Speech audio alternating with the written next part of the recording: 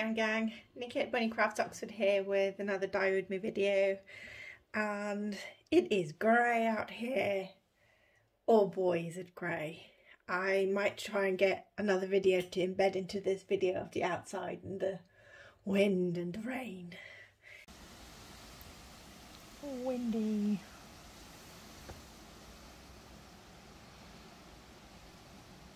It's so sad.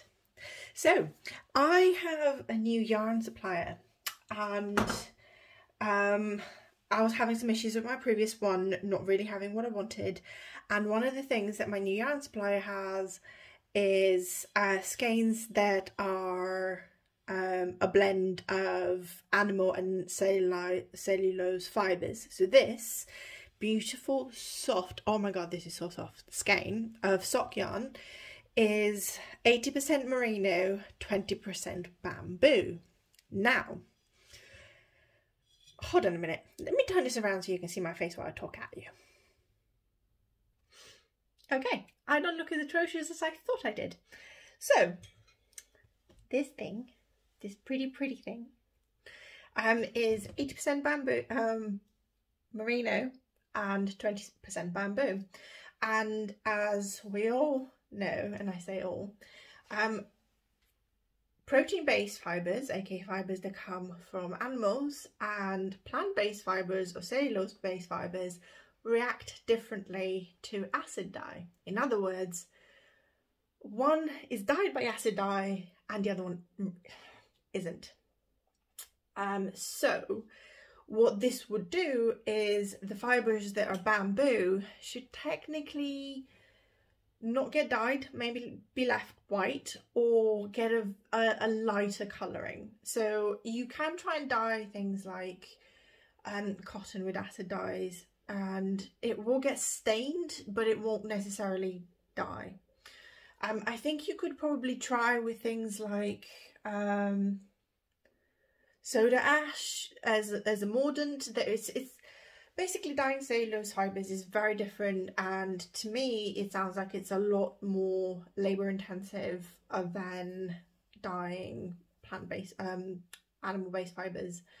Because with animal-based fibres you need your fibre, you need heat, you need acid, and you need your colour, and in the pot it goes. So you get a bit of yarn, you get some white vinegar or citric acid, and you can get some food colouring. You can go down to your shop and you can pick up any standard colouring that you would use to do icing with, put that all in a pot, and you will get your hand-dyed yarn. And a lot of people are surprised by how long the colours last. Now, if you wash your knits that are dyed with food colouring, it will eventually wash out. As you use it, the sun may bleach it out as well over time, but it's over a very long time. I have knits that are 2 years old that have been washed loads of times and they're still very vibrant, that I've done with food colouring. So it's really simple. With cellulose-based fibres like cotton, flax, bamboo, banana leaf, nettle leaf, there's so many. You need some kind of mordant, so something to help bind the colour to the fibre. And the mordanting process is an additional step. It takes additional time. Different mordants will work with different ways. And the other thing as well that I've seen happen is different mordants seem to change the colour, especially if you're using natural dyes like onion skins or black beans or cochineal, you know, anything like that. The different mordants will actually bring a different colour to the yarn. So now that we've said that, the plan for this is to dye it as a solid colour.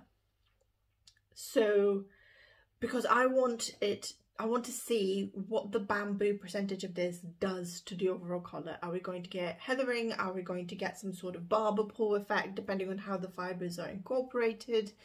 Or are they so well incorporated that it won't change anything?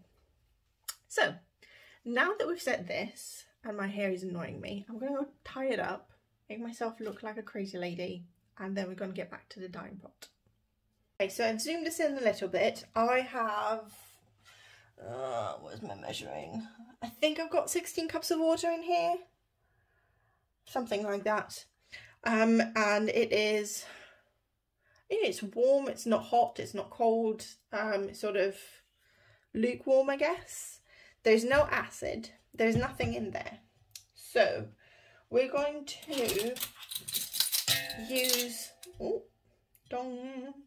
we're going to use gunmetal, because I've never really used this colour on its own. It breaks, I'm a bit curious about that as well. But I think it's going to be a deep enough colour that we'll be able to see sort of what happens. So I am going to put half a teaspoon of this in there and give it a stir. I'm going to pause and go and put my mask on, because safety first. Okay, mask is on for very, very briefly, but still. So, boom.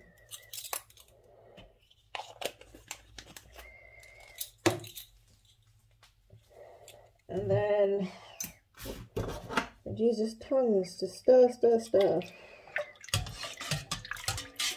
I'm just going to do that too. Stir, stir, stir.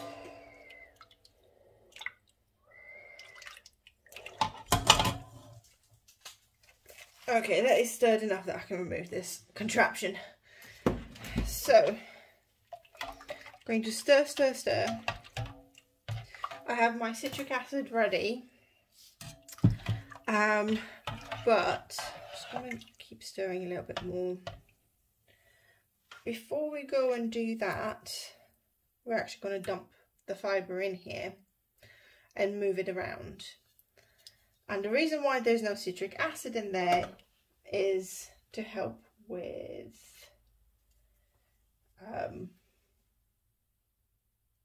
getting a more even, okay, I think I have a couple of, tell you what I should have done. I should have dissolved this into a smaller pot and then mixed it in here, because there's a couple of clumpy bits. Also, anyone else that dyes using acid dye, have you noticed that your different types of dyes have a smell? Do let me know in the comments below. So this has a really sort of, it's not a nice smell. It's not a bad smell either. It's just sort of chemically, which reminds you of, you know, safety precautions. Also, if the aspect looks a little bit weird, it's because I've zoomed in a little bit. I'm trying to move the camera. Okay, I think that's dissolved. That'll do. Okay. So I'm going to put my gloves on so that I don't colour my hands any more than they already are. And also the heat is not on just yet as well. What we're going to do is we're going to dump this, and I know that the fibre is dry, so it will create some tonality. I just didn't want it to create too much tonality, so yeah, I don't know what I want. I just know I want to try this. Okay, I'm just going to dip this in and just push it down. And we're going to bring it up. Ooh, this is beautiful grey. I've already tangled myself. How have I done that? So I'm going to bring this up, and we're just going to move. We're going to move the. Hold on, let me fix the camera. I don't like the camera as it is. 1 second. Right, that is better. So, as I was saying before, I dropped everything and can't find things. We're going to move the tie a little bit to the side and drop the yarn back in and move it around, because the tie where the yarn drops does create a bit of a resist, so you can very easily get a lot of tonality from that. So we're getting this absolutely gorgeous, to me this looks more like periwinkle than grey. How is this grey? I mean, this is not what gunmetal looks like.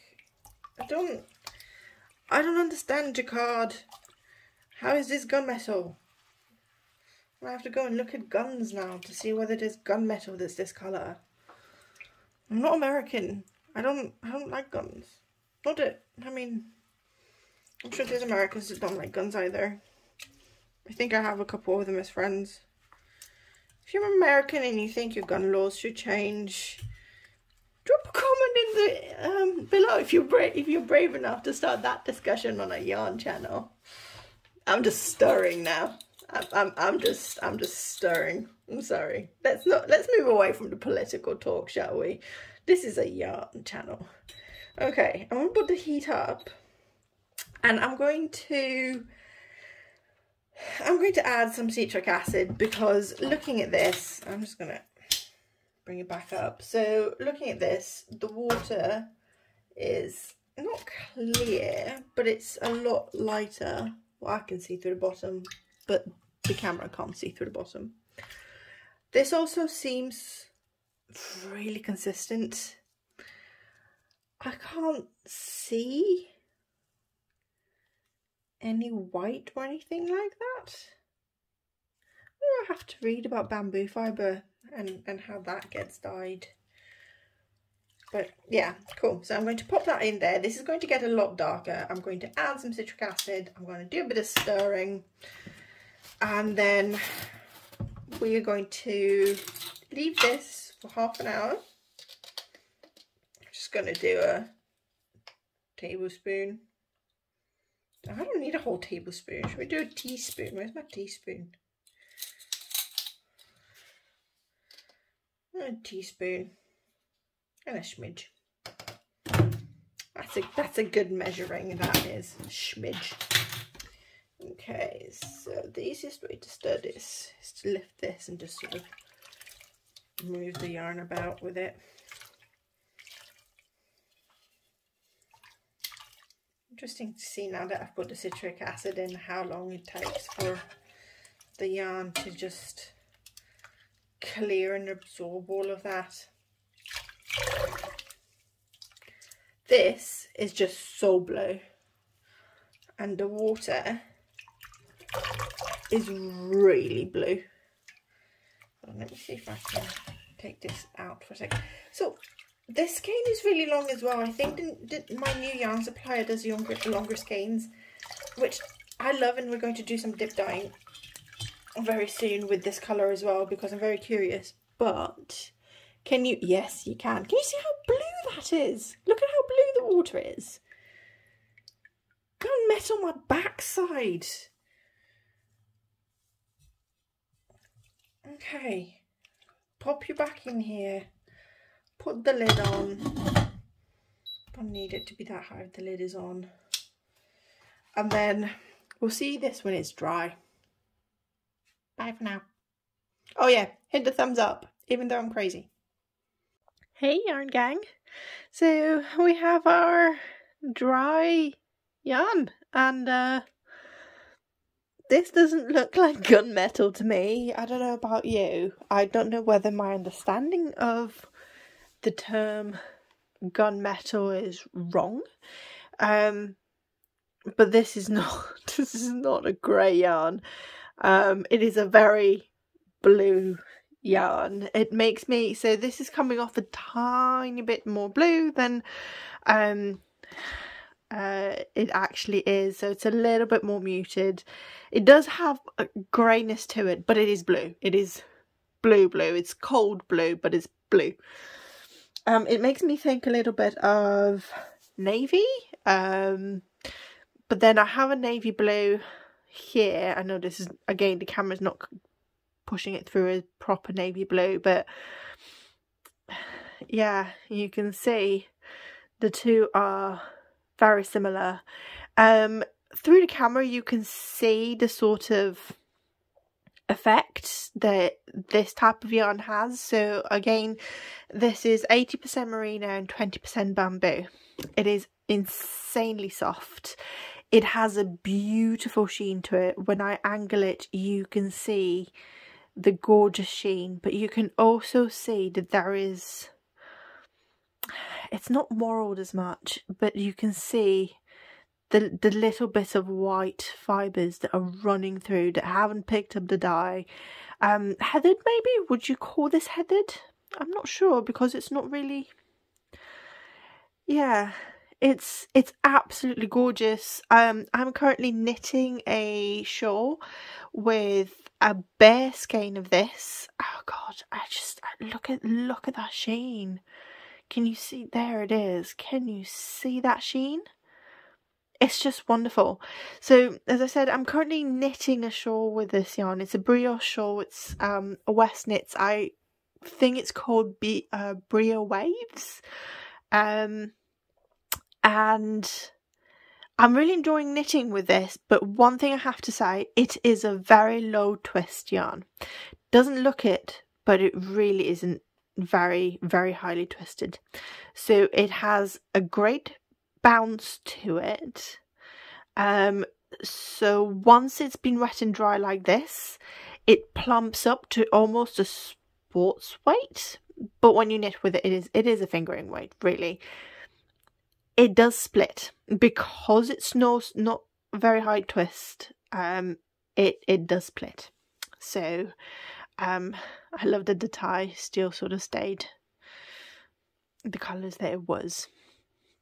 So yeah, I am baffled by Gunmetal Grey. Especially because, so I bought this colour not because I was like, oh, I want to see what this colour is like. I bought this colour because my previous dye supplier, which I'm not using anymore, suggested it because they didn't have any silver grey, and the person I spoke to was like, oh yeah, you can substitute silver grey and gunmetal. Oh my lord, I'm so glad that I managed to get some silver grey from a different place. Rather than use this as a substitute, it would have, all the amount of yarn and orders it would have ruined. It doesn't even bear thinking about. So yeah, let me go and twist this yarn and show you what it looks like twisted. And this is where it was hanging from the tie. Ta-da! It's a really long skein of yarn. I've got yeah, this video's gone out. So this is my standard skeins and this is the bamboo one. So yeah, it's kind of cool. I'm sorry, but oh my god, a shawl with these two, how amazing would that be?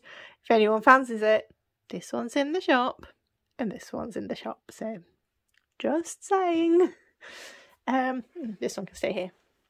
But yeah, I hope you enjoyed this exploratory video of Gunmetal Grey from Jaquard. And thank you for joining me. Please do hit the thumbs up. Yay, thumbs up. If you're new, hit the subscription button. It really, really helps to grow the channel, helps me make more content. If you want to support me further in making my fun and batter videos, you can go to the links below where you can either buy one of my lovely yarns or you can buy me a coffee. And thank you for joining me for another week. It was lovely to have you, and I'll see you next week. Bye bye.